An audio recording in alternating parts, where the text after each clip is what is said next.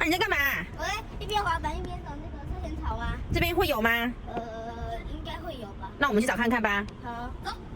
好，都没有。哥哥，那你知道车前草为什么叫车前草吗？我知道，因为在清朝的时候，他们呢有一次旱灾，就是他们都没水喝，可是尿都排不出来，都是血尿。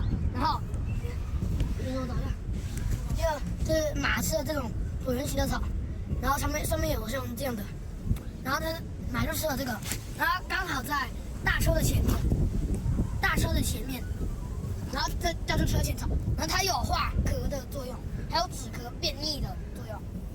好，谢谢大家。